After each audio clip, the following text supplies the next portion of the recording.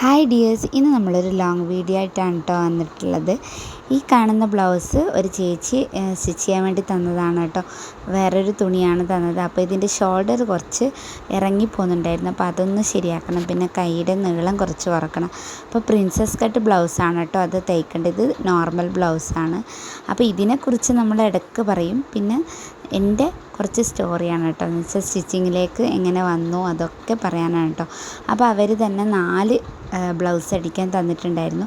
ഒരു ഗ്രീന്, ഒരു grey colour. സൂപ്പറാണ് കേട്ടോ, ഗ്രീനൊക്കെ നല്ല അടിപൊളിയാണ്.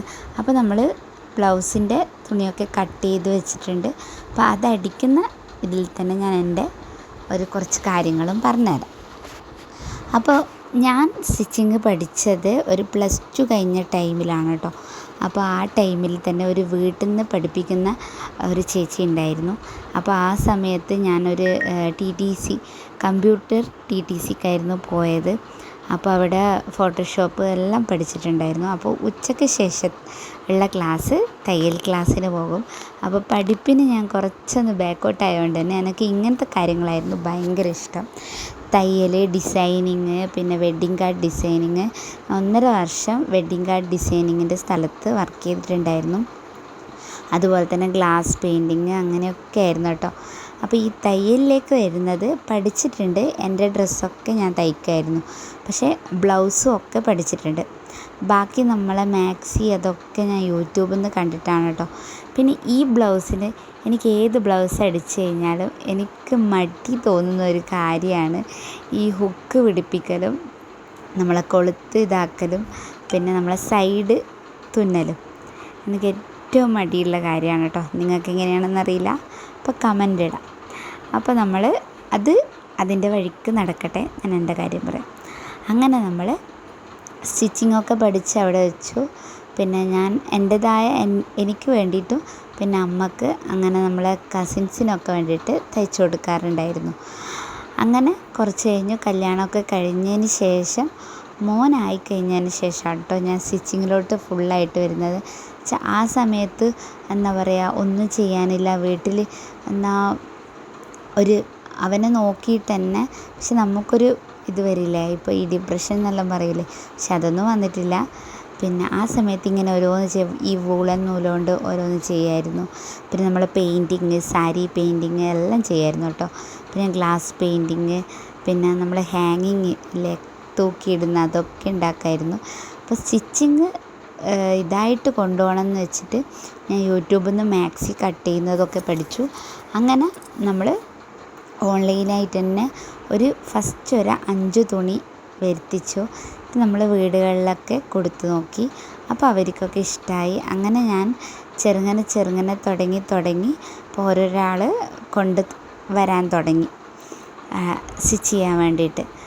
ഇതിലോട്ട് വന്നത് സമയത്ത് പ്രശ്നങ്ങളൊന്നും ഉണ്ടായിരുന്നില്ല, പക്ഷേ എങ്കിൽ ഉണ്ട്, ഈ ഒരു ജോലിക്കും പ്രശ്നങ്ങളുണ്ട്.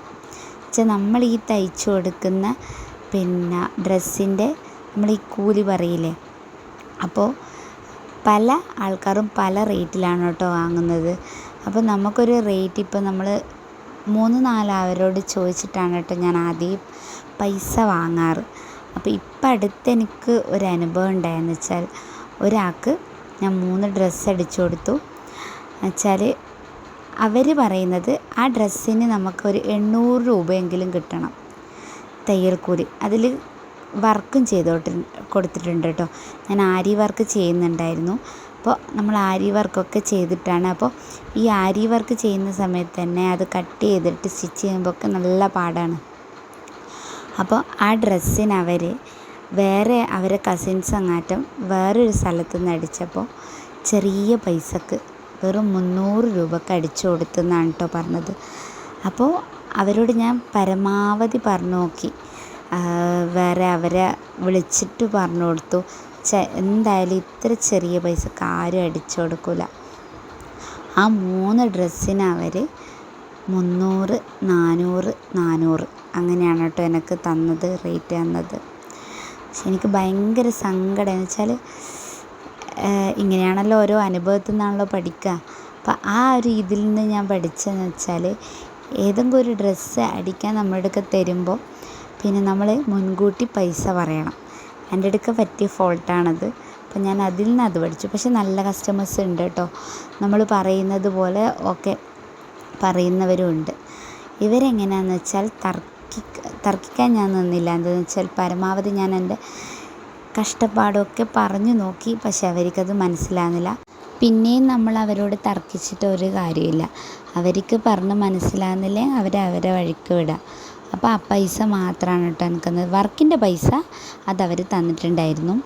അപ്പോൾ അവരെ കുറ്റം പറയുന്നതല്ല. എന്ന് വെച്ചാൽ ഈ തയ്യൽ ജോലി ചെയ്യുന്ന ആൾക്കാർ തന്നെ ഇങ്ങനെ ചെയ്യുമ്പോൾ അവർ ചോദിക്കും, അവിടെ എന്താ അത്ര പൈസയല്ലേ ഉള്ളൂ, പിന്നെ നിങ്ങളെന്താ ഇത്ര വാങ്ങുന്നത്? അപ്പോൾ അങ്ങനെയല്ല അവർ നോക്കേണ്ടത്. നമ്മളെ കഷ്ടപ്പാടിന് എത്രയാണോ, ഇപ്പം തുണി ഓർഗൻസ മെറ്റീരിയൽ പലതരത്തിലുള്ള തുണികളുണ്ട്. നമുക്കിപ്പോൾ കോട്ടൻ്റെ മെറ്റീരിയലാണെങ്കിൽ നമുക്കത് ഈസി ആയിട്ട് തയ്ച്ചു കൊടുക്കാം. നമുക്കിത് ലൈനിങ്ങൊക്കെ വെച്ച് നമ്മളെ പളാസ പാൻ്റ് ആയാലും നമ്മളെ പിന്നെ ഇത് ഫ്രോക്ക് നൈറ്റി അല്ല, ഫ്രോക്ക് അങ്ങനത്തെ ഒക്കെ പാനൽ കട്ട് അങ്ങനത്തെ ഒക്കെ വരുന്നത് നമുക്ക് കുറച്ച് പാടാണ്. അപ്പോൾ നമ്മളതൊക്കെ പറഞ്ഞു നോക്കി. പക്ഷെ അവർക്ക് ഓക്കെ അല്ല. അപ്പോൾ ഈ തയ്യൽ കൂലി വാങ്ങുന്നവർ തന്നെ കുറച്ച് വാങ്ങുമ്പോൾ ബാക്കി തയ്ച്ചു കൊടുക്കുന്നവർക്കാണ് കേട്ടോ ബുദ്ധിമുട്ട്. അങ്ങനെ പലരും വാങ്ങുന്നുണ്ട്. പിന്നെ അറിയുന്ന ആൾക്കാർക്ക് ഇവർ കുറച്ച് കൊടുക്കും. പക്ഷെ ഞാനും അങ്ങനെ തന്നെയാണ്, കുറച്ച് കൊടുക്കും. പക്ഷെ ഞാൻ പറയുന്നത് കൃത്യം പൈസ വാങ്ങണം എന്ന് തന്നെയാണ് കേട്ടോ.